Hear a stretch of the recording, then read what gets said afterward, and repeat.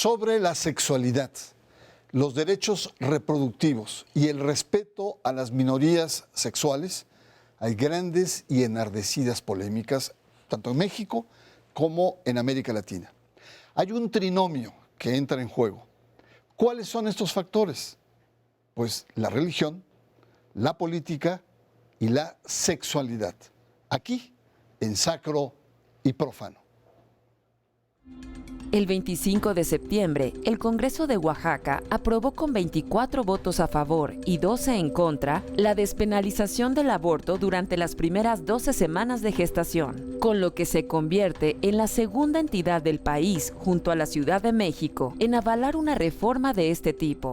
La atmósfera fue tensa, legisladores a favor y en contra se lanzaban acusaciones mutuas, por lo que el grito de ¡asesinos! Fue de inmediato respondido con el de ¡sí se pudo! ¡Sí se pudo!, que gritaban las mujeres del movimiento La Ola Verde, que festejó la despenalización con un abrazo de triunfo entre ellas. En las inmediaciones del Congreso, grupos pro vida se comprometieron a seguir luchando a pesar de la determinación del poder legislativo. En los años recientes, hemos visto en América Latina una creciente participación de las religiones en las decisiones políticas de los países en materia de los derechos reproductivos y de la sexualidad. Más allá de la influencia tradicional de la Iglesia Católica, aparece la gravitación de iglesias evangélicas en los aparatos políticos de poder. El análisis respecto a la relación entre la religión y la sexualidad consta de una amplia gama de aristas. En la región latinoamericana se constata que, a mayor secularización y laicidad, los derechos reproductivos y de las mujeres se respetan más. Así acontece en los casos de Uruguay y Chile.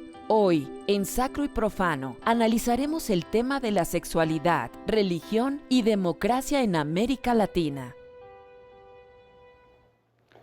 La despenalización del aborto en Oaxaca es un buen ejemplo porque entran factores en juego en el debate y en la disputa, sobre todo la cuestión que es tan sensible en la sociedad. Por un lado, grupos pro vida rechazando frontalmente el dictamen, por otro, grupos feministas apoyando la determinación del Congreso. Y como escenario tenemos el Poder Legislativo, el Congreso del Estado. Es que agradezco mucho la presencia, Gloria, por tu presencia aquí, Gloria Careaga, investigadora. Pues tenemos en Oaxaca un buen ejemplo de cómo entran estos factores en poder que hemos planteado en la cápsula como en la introducción, que es el tema de la política, la sexualidad y la religión. Sí, por supuesto. A mí me parece que, bueno, primero, muchas gracias por la oportunidad de estar acá y creo que realmente el debate que se dio en Oaxaca nos habla precisamente de la tensión en la que entran estas fuerzas, ¿no? La idea de que las mujeres tenemos que ser de una sola determinada manera, ajustarnos a la reproducción, al trabajo doméstico y no a tener las oportunidades para construir un proyecto de vida propio que realmente pues, nos dé las oportunidades para decidir quiénes somos, qué queremos ser, con quién queremos estar, cuántos hijos queremos tener. Entonces yo creo que los derechos de las mujeres podríamos decir que fue el centro del debate aquí y que este freno que ha habido o que se ha pretendido establecer a las mujeres, pues se puso en evidencia en esta discusión, en donde afortunadamente pues 24 legisladores votaron a favor del derecho de las mujeres a decidir, ¿no? Y creo que esto nos está marcando precisamente qué es lo que está atrás de estas discusiones. ¿Cómo podemos hacer un balance que permita que realmente podamos garantizar la protección de los derechos para todas las personas, al mismo tiempo que respetar las creencias y tener un marco legal que genere precisamente esta armonía social que tanto necesitamos, ¿no? Tú acabas de coordinar un libro muy importante sobre este tema, que se llama La sexualidad, la religión y la democracia. Y ahí se plantea en el libro una tesis que a mayor incidencia institucional de las religiones en las tomas de poder, mayor dificultad tiene el reconocimiento de los derechos reproductivos y de las mujeres. ¿Es válido esto? Pues así es. Lo que nosotros hemos visto es, y mira, lo que está sucediendo en América Latina muestra precisamente un viraje o movimientos muy interesantes en donde vemos que países como Uruguay o Chile tienen una distancia más clara con respecto a la religión y en donde los derechos están avanzando de una manera mucho más clara, sobre todo en Uruguay, al mismo tiempo que en otros países en donde las iglesias empiezan a tener una presencia mucho más fuerte, ya no solamente como veíamos en la Iglesia Católica, que siempre ha estado cercana a las definiciones de la política pública, sino ahora con los grupos evangélicos que no solamente quieren estar cerca como una forma de presión o de asesoría para los gobiernos, sino que lo que vemos ahora es que quieren ser parte de la política, ¿no? Quieren participar de la actividad política. Como investigadora, podremos concluir que la influencia de lo religioso afecta el derecho de las mujeres y sobre todo de temas de los derechos reproductivos, entonces. Sí, definitivamente, porque yo creo que esta oleada que estamos viendo venir en el mundo de conservadurismo, de frases o argumentos fundamentalistas, pues son precisamente una reacción a los avances de los derechos que las mujeres tuvieron en la década de los 90, desde el reconocimiento de los derechos de la mujer en 1993 y las políticas de género hacia la igualdad entre hombres y mujeres en 1994. Muy bien, vamos a hacer un corte, Gloria. Estamos en un tema realmente muy apasionante. La perspectiva, sobre todo de los derechos de las mujeres, tiene una gran oleada de reacción por parte de iglesias, pero también del factor de lo político, del poder que entra en juego. Vamos a una pausa. Usted está en Sacro y Profano y nuestro tema es la relación entre sexualidad y religión.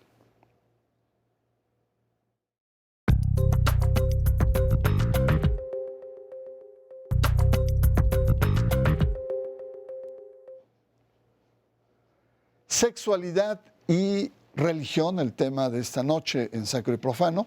Tenemos con nosotros a Gloria Cariaga, investigadora, doctora, especialista en el tema, que acaba de sacar un libro precisamente sobre estos temas que estamos abordando, que se llama Sexualidad, Religión y Democracia en América Latina, varios casos, y usted lo puede encontrar en internet, en una versión electrónica.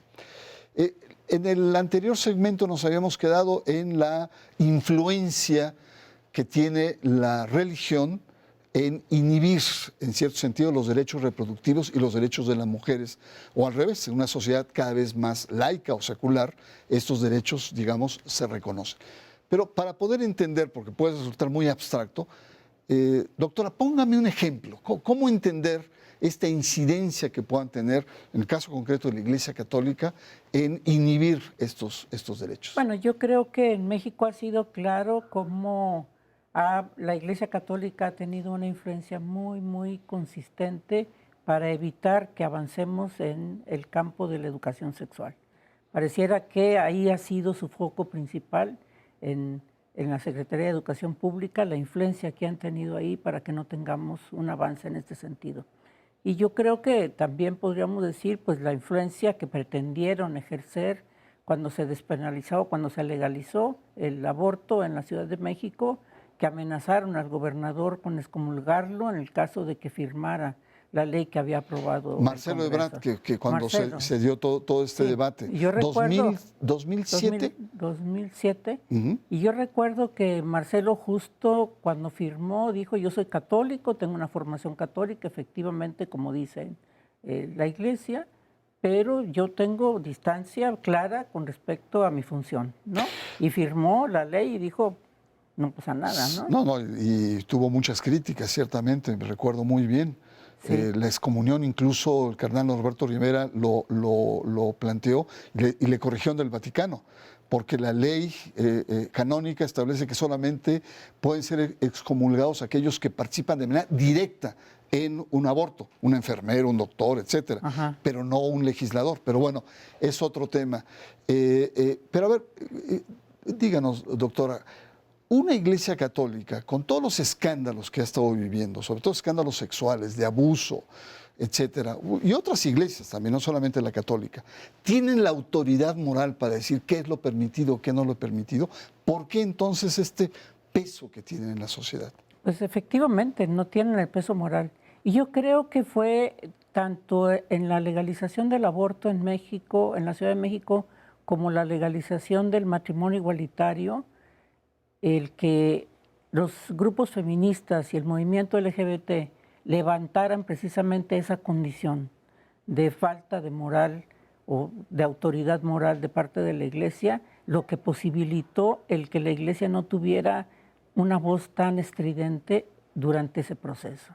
Porque realmente en el inicio de esos dos procesos de legalización, empezaron ellos realmente con un ataque muy fuerte, con voces muy beligerantes, y al final, con las acusaciones que las mismas feministas y el movimiento LGBT o las señalizaciones que hicieron de ciertas condiciones, pues fueron bajando la voz. O sea, le bajaron, ¿no? La Iglesia Católica le bajó, claro, consciente de esto. Ahora, ya no solamente, doctora, es la Iglesia Católica.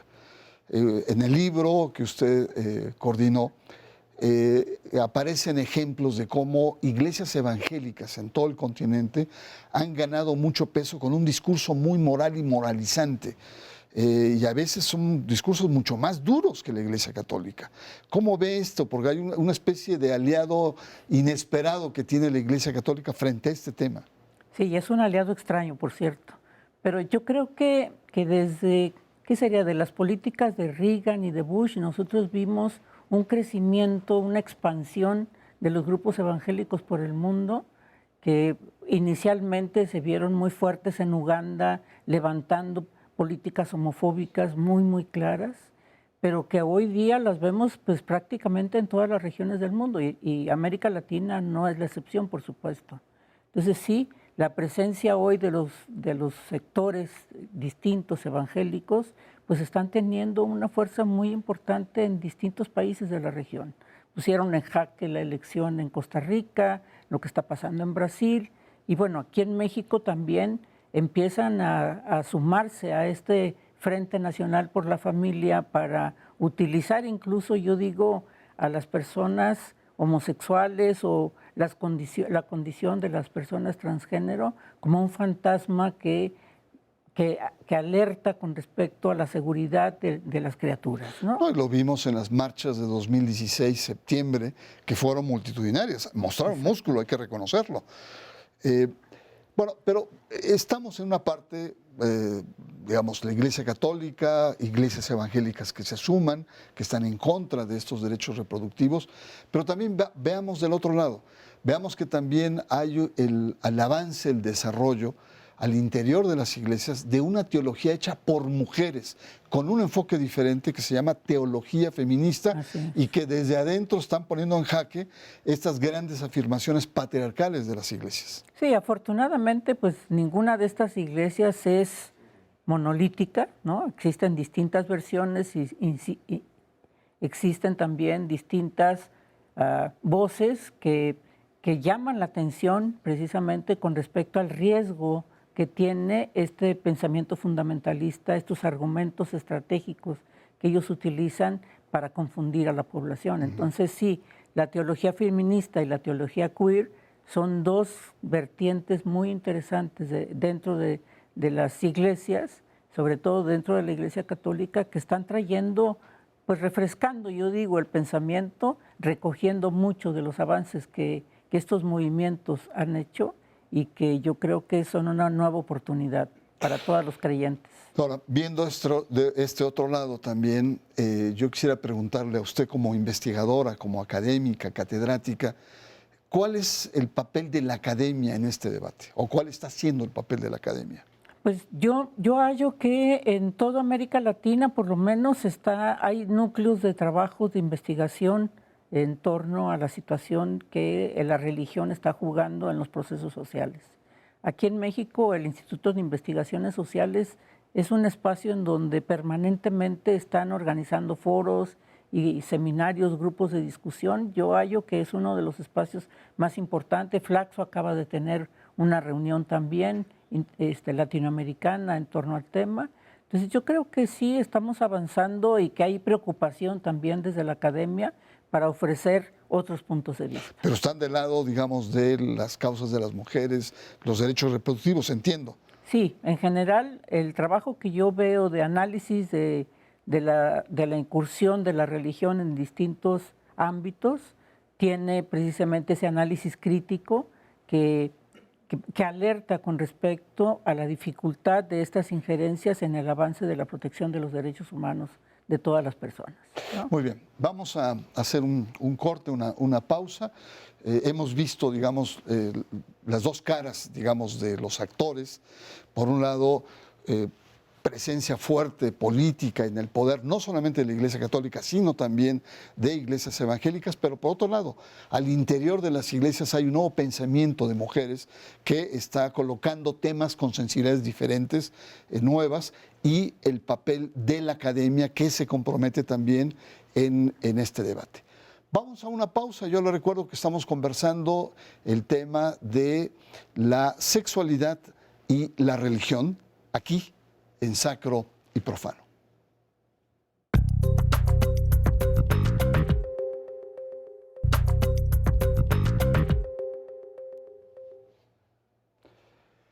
Religión y sexualidad es el tema de Sacro y Profano esta noche. Y en el primer bloque vimos el caso Oaxaca, que es un caso emblemático en donde se conjugan tres elementos de un triángulo de poder en disputa, que por un lado están las iglesias, por otro lado están los derechos reproductivos, sobre todo las mujeres, y la política, el poder. Y vimos también que a mayor incidencia religiosa, se inhiben los derechos reproductivos. Y después vimos un poco las dos caras de esta correlación que hay. Por un lado, iglesias que tienen cada vez más peso, pero por otro lado también la academia, grupos feministas y un feminismo teológico que también está equilibrando, por así decirlo, esta gran disputa cultural que tienen, sobre todo en América Latina, la cultura consigo misma. En México tenemos dos casos, dos estados más bien, que nos permiten entender, por un lado, en dos entidades de la República hay la interrupción del embarazo, pero en 19, sobre todo a partir del 2007, se ha venido criminalizando a las mujeres, aquellas que tienen aborto, y sobre todo son mujeres o muy jóvenes o son mujeres muy pobres. ¿Cómo entender, doctora Garriaga, esta especie de bipolaridad? Que por un lado tenemos estados como el estado de Oaxaca ahora, y por otro lado la Ciudad de México, y por otro lado 19 entidades que se haya aborto, aunque sea a veces accidental o por violación, ¡pum!, le caen encima a las mujeres. Pues yo creo que tiene que ver precisamente con este juego de fuerzas. Hasta dónde hay un movimiento fuerte, un movimiento social fuerte, organizado, que pone límites a este avance del conservadurismo, y hasta dónde hay fuerzas económicas, políticas que están apoyando precisamente a estos grupos conservadores. Entonces, ¿cómo se juegan estas fuerzas? Porque para mí yo no tengo un mapa claro político, aunque podríamos decir que en términos del aborto, pues ha sido el centro del país y algunos estados del sur los que han estado más fuertes criminalizando a las mujeres. No sucede lo mismo, por ejemplo, con el matrimonio igualitario, que se ha movido de una manera distinta, donde también 19 estados tienen hoy ya legalizada el matrimonio para las personas del mismo sexo. Entonces hay condiciones distintas que tienen que ver con la organización social, pero que también con la influencia que estas iglesias tienen dentro del ámbito político, pero con un refuerzo del ámbito económico muy importante, claro, que tendríamos que considerar también, ¿no? Y pensar que hay muchos sectores con poderes económicos fuertes que entran al debate, quizá de manera más subterránea, no tan visibles, pero que fortalecen estas diferentes alternativas. El tema de fondo, doctora, es el tema de la ideología de género, es decir, lo que se llamaba el enfoque de género, se ha convertido o lo han convertido en una especie como de una ideología malévola en cierto sentido, equivalente al anticomunismo de la Guerra Fría en los años 50. Y que realmente está teniendo impactos porque se está moviendo en el ámbito de muchos sectores y todo lo que suene a ideología de género es malo.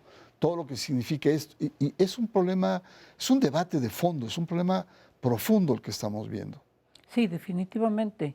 Justo me parece que el primer texto, la primera mención de ideología de género viene desde 1993 con Ratzinger. Después aparecieron unos textos en Perú, luego en Costa Rica, que empezaron a hablar sobre esta ideología de género y que precisamente buscan, yo digo, demonizar el avance de los derechos de las mujeres.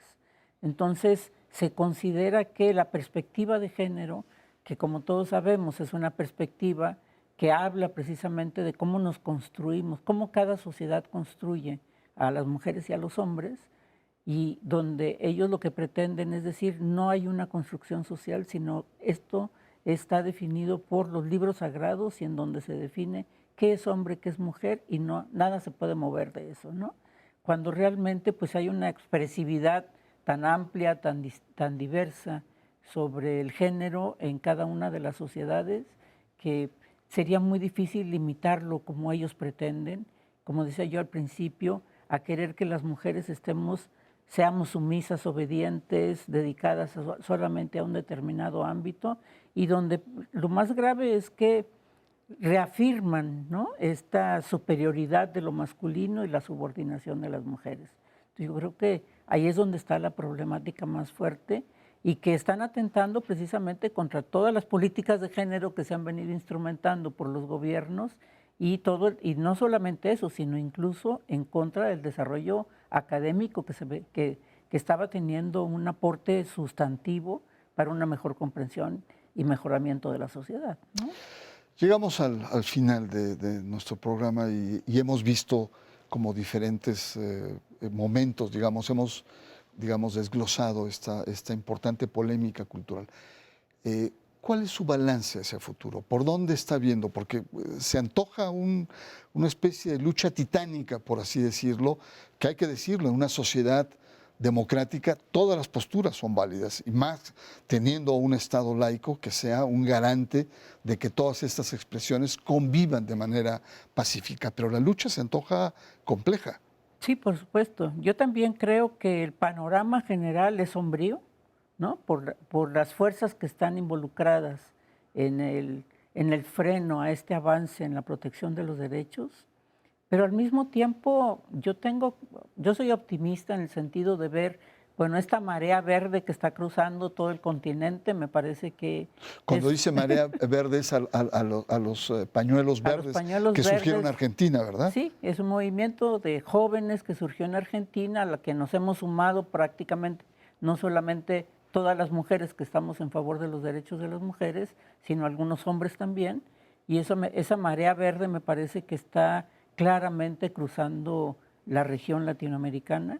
Creo también que el movimiento LGBT ha sido cada vez más asertivo en las estrategias que están utilizando para avanzar en la protección de sus derechos.